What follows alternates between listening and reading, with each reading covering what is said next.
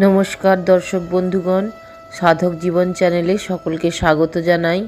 আজকে রথযাত্রার পূর্ণ প্রভাতে সকলকে জানাই আমার আন্তরিক শুভেচ্ছা এবং প্রণাম। প্রতি বৎসর রথযাত্রার পূর্ব দিনে তার অন্তরঙ্গ পার্ষদ ও ভক্তবৃন্দ সহ নীলাচলে মহাপ্রভুর প্রকটলীলায় একটি ঘটনা, তিনি গুন্ডিচা বাড়ি মার্জনা করতেন। রথযাত্রার দিনে শ্রী শ্রী জগন্নাথ দেব গুন্ডিচা মন্দিরে যান আর 9 দিবস সেখানে অবস্থানপূর্বক প্রত্যাবর্তন করেন। অর্থাৎ ওই কয়েকদিন ব্যতী রেখে সম্বৎসরেই ওই মন্দির বিগ্রহ শূন্য থাকে। তাই গুন্ডিচা মন্দির মার্জনের অর্থ সম্বৎসরের সঞ্চিত প্রভূত পরিমাণ ধূলাবালি পরিমার্জন করা। মহাপ্রভু স্বয়ং ভগবান হইয়াও জীব শিক্ষার জন্য ভক্তদের সঙ্গে নিয়া নিজ হস্তে সেই মন্দির মার্জনের কার্য করিতেন। সেই কালে অবিরাম গতিতে হরিনাম করিতে করিতে তিনি একাই যেন শতজনের কার্য করিতেন। তাহাতে তাহার সোনার বরণ অনিন্দ সুন্দর তনু ধূলাবালিতে ধূসর বর্ণ হয়ে যেত। শুধু তাই নয়, তিনি যখন ঝাড়ু দিতেন তখন প্রেমবশে তার করুণাঘন নয়নযুগল হতে নিরন্তর ঝর্ণা ধারার মতো এত অশ্রু নির্গত হতো যে তাতেই অনেকাংশ ধৌতকরণের কার্য সম্পন্ন হয়ে যেত। অর্থাৎ সেই স্থান ধৌত করবার জন্য আর পৃথক জলের প্রয়োজন হতো না। যা হোক, এখন যে জন্য এই ঘটনার অবতারণা করা হয়েছে, এইভাবে অন্তরঙ্গ ভক্তবৃন্দ সহ গুন্ডিচা মন্দির মার্জনা করে মহাপ্রভু মনের আনন্দে শ্রী ইন্দ্রদ্যুম্ন সরোবরে স্নান ও জলকেলি করতেন এবং স্নানান্তে আইটোটার বাগিচায় জগন্নাথের মহাপ্রসাদ ভক্ষণ করে নিজ প্রিয় পার্ষদ ও ভক্তবৃন্দকে সাদরে ও সানন্দে আপ্যায়িত করতেন। অতঃপর আরেকটি ঘটনা এখানে বলা হলো। শ্রীমন চৈতন্য মহাপ্রভু সর্বপ্রথম যেদিন 18 নালা হইতে একাকী জগন্নাথ মন্দিরে ছুটিয়া যাইয়া জগন্নাথ দর্শন মাত্রেই মূর্ছিত হইয়া পড়িয়াছিলেন, তদ্দর্শনে সার্বভৌম ভট্টাচার্য মূর্ছিত মহাপ্রভুকে স্বগৃহে আনয়ন করিয়া বহু সেবা যত্নে 3 প্রহরান্তে প্রভুর মূর্ছা ভঙ্গ করিয়াছিলেন।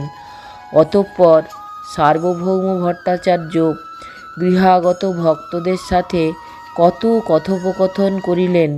তদন্তর প্রভু স্নানপূর্বক প্রেম সুখে হাস্যোজ্জ্বল মুখে উপবেশন করিতেই দেখা গেল বহুবিধ মহাপ্রসাদ আনিয়া সত্বরে সার্বভৌম থুইলেন প্রভুর গোচরে। মহাপ্রসাদ দেখি প্রভু করি নমস্কার, বসিলা ভুঞ্জিতে লই সব পরিবার। প্রভু বলে বিস্তর লাফরা মোরে দেহ, পিঠাপানা ছানা বড়া তোমরা সভে লহ।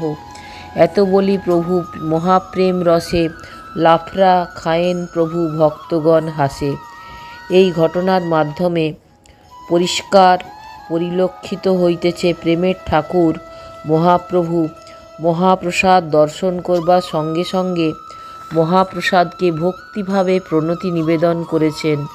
এইভাবে মহাপ্রসাদ যে কি অচিন্তনীয় সম্মানীয় বস্তু তা সেই দিন তিনি সকলের সমক্ষে যেন আঙুল দিয়ে দেখিয়ে দিয়েছিলেন।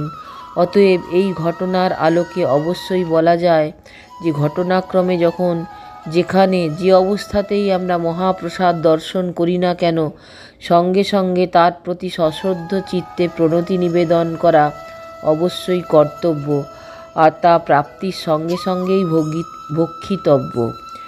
এই প্রসঙ্গে এখানে অকস্মাৎ স্বনামধন্য সুবিখ্যাত মহামানব প্রভুপাদ বিজয়কৃষ্ণ গোস্বামীর কথা মনে পড়ল। কারণ তিনি মহাপ্রসাদে বিষ মিশ্রিত আছে জেনেও শাস্ত্র সিদ্ধান্ত মতো মহাপ্রসাদ হাতে পেয়েই উহা ভক্ষণের মাধ্যমে মহাপ্রসাদের মর্যাদা জগৎবাসীকে জ্ঞাত করেছিলেন। ঘটনাটি অতি সংক্ষিপ্তে নিম্নে বর্ণিত হয়েছে।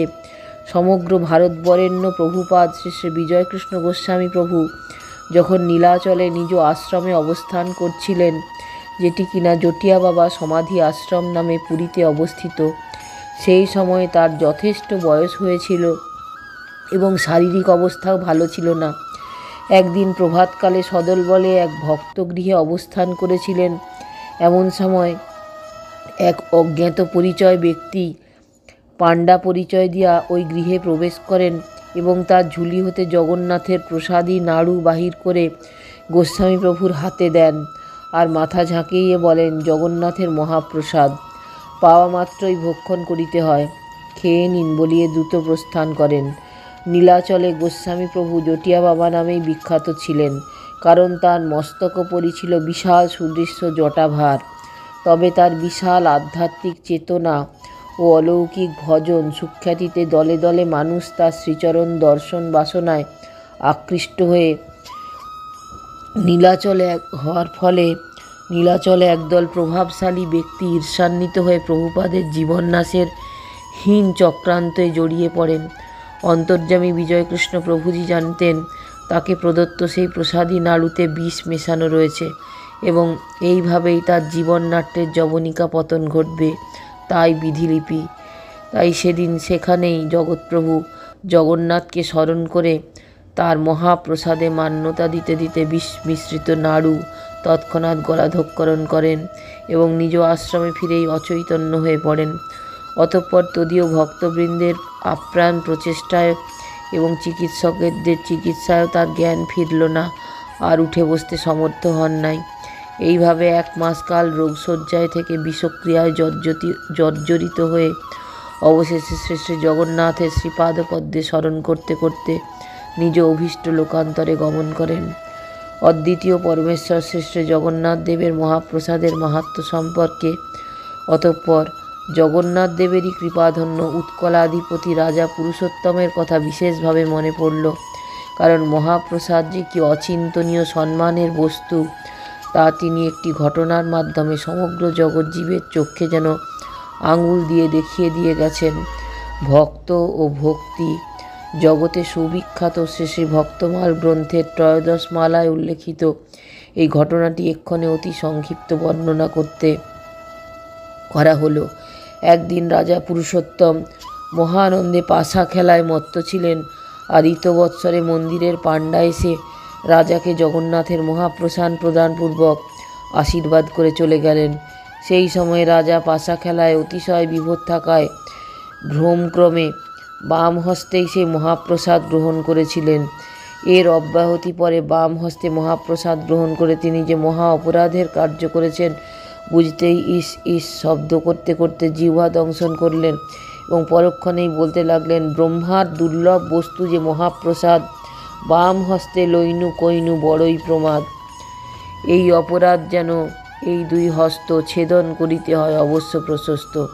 এই কথাগুলো বলে অত্যাধিক অনুতাপ নলে দগ্ধীভূত হইতে হইতে সেই সময় নিজ হস্তদ্বয় ছেদন করবেন এই চিন্তা করে রাজা মহাশয় জল্লাদেরকে ডেকে তার হস্তখানি 2 খান কেটে ফেলতে আজ্ঞা করলেন। কিন্তু একান্ত অনুগত ভৃত্য কি কখনো প্রভুর হাত কাটতে পারে? কখনোই না। তাই তারা রাজার কাছে যুক্ত করে নতশিরে সেই কার্য করতে অস্বীকার করে পুনঃ পুনঃ ক্ষমা ভিক্ষা করতে লাগলেন। এমত অবস্থায় অকস্মাৎ রাজা মহাশয়ের মস্তকে একটা বুদ্ধি খেলল। তিনি জল্লাদদের ডেকে বললেন, তোমরা তাহলে আমার অন্য আর একটা কার্য করে দাও। দেখো, প্রতিদিন গভীর রাত্রে আমার ঘরে একটা প্রেত এসে ঘরের জানলা দিয়ে হাত বাড়ায়। তার কি যে দুরভ্যসন্ধি তা বুঝতে পারি না। তাই তোমরা আজ রাত্রে সুতীক্ষ্ণ খড়গহস্তে আমার গৃহের ভেতরে অতি সঙ্গোপনে লুকিয়ে থাকবে, আর গভীর রাত্রে প্রেত এসে যখন হাত বাড়াবে অমনি এক কোপে তার হাত কেটে ফেলবে। তোমরা অন্তত এইভাবে আমার প্রেতের ভয়টা দূর করে দাও। এই কার্য করলে রাজারই উপকার করা হবে। এই ভাবনায় জল্লাদেরা তাতে সম্মত হলো। অতঃপর সেদিন রাত্রে রাজা তার শয়নকক্ষে থাকলেন না, শুধুমাত্র জল্লাদদেরই খড়গহস্তে লুকিয়ে থাকল। আর এদিকে মহাপ্রসাদের অবজ্ঞাকারী অত্যন্ত অনুতপ্ত রাজা মধ্যরাত্রে নিজেই নিজের বাম হস্তখানি বাড়িয়ে দিলেন, আর জল্লাদেরা রাজ আজ্ঞামতো প্রেতের হাত জ্ঞানে তৎক্ষণাৎ এক কোপে বাম হস্তটি কেটে ফেলল। এই অবস্থায় পরম দয়াল সর্বজ্ঞ জগন্নাথ দেব আর কি স্থির থাকতে পারেন? কখনোই না। তাই দেখা গেল তিনি তার মহাপ্রসাদের অবজ্ঞাকারী অত্যন্ত অনুতপ্ত রাজার এতাদৃশ অভাবনীয় নিষ্ঠা ও ভক্তি দেখে মন্দিরের সেবকগণকে ঘটনাটি বলে আদেশ করলেন, তোমরা এক্ষণে রাজবাড়িতে গিয়ে রাজার ছিন্ন হাতখানি এনে আমার বাগানে প্রথিত করো, নিত্য নিয়মিত জল সিঞ্চন করতে থাকো। এই আজ্ঞা যথারীতি প্রতিপালিত হলে অত্যল্প কয়েকদিনের মধ্যেই রাজা হইতেই অতি অলৌকিকভাবে কি সুন্দর দর্শনধারী ও সৌরভযুক্ত দোনা নামক পুষ্প বৃক্ষের উৎপত্তি হলো, আর রাজার কর্তৃত্বহস্ত অতি অলৌকিকভাবে পূর্বের মতোই হয়ে গেল। আর সেই পরম পবিত্র সুগন্ধি দোনা পুষ্প দিয়ে ভক্তগণ জগন্নাথ দেবের অঙ্গভূষণ তৈরি করে সর্বাঙ্গ শোভিত করলেন। এতে জগন্নাথ পরমানন্দ লাভ করলেন। শুধুমাত্র সেই সময়েই নহে, উল্লেখ আছে তৎকালীন সময় হতেই অদ্যাবধি জগন্নাথ দেবের প্রতিটি বার্ষিক যাত্রা পর্বে সেই দোনা নামক পুষ্প জগন্নাথ দেবের অলঙ্কার রূপে ব্যবহৃত হয়ে আসছে। এই দোনা বৃক্ষটি নীলাচলে যে একটি প্রকাণ্ড বাগানের মধ্যে সুপ্রসিদ্ধ জগন্নাথ বল্লভ মঠ অবস্থিত। জগন্নাথ দেবের লীলাক্ষেত্র এই বাগানে অদ্যাপিও বিরাজিত আছে, কিন্তু তা সর্বসাধারণকে দেখতে দেওয়া হয় না। কারণ প্রবাদ আছে যে স্নানাদি করে পবিত্র শরীরে বৃক্ষটি দর্শন করতে হয়, নতুবা বৃক্ষটি যাইবে। যা হোক, এই উল্লেখিত ঘটনার মাধ্যমে অতীব নিষ্ঠাবান ভক্তের ভাবনা ও আচরণ রাজার ভেতর প্রকটিত হয়ে জগজ্জীবকে অবগত করল যে জগন্নাথ দেবের মহাপ্রসাদকে যেন কেউ সামান্য কিছু জ্ঞানে কখনো অবহেলা না করে। মহাপ্রসাদকে যিনি এত অধিক সম্মান করবেন, তিনি ততোধিক কৃপাশী শ্রী শ্রী জগন্নাথ দেবের হতে প্রাপ্ত হবেন। জয় জগন্নাথ, জয় জগন্নাথ, জয় জগন্নাথ। সকলকে রথযাত্রার অনেক শুভেচ্ছা এবং আন্তরিক শ্রদ্ধা জানিয়ে আজকে এখানেই সমাপ্ত করলাম। সকলে ভালো থাকবেন। যদি চ্যানেলটা ভালো লাগে তাহলে অবশ্যই একটা লাইক, শেয়ার, সাবস্ক্রাইব করে আমার সঙ্গে থাকবেন। ধন্যবাদ, নমস্কার।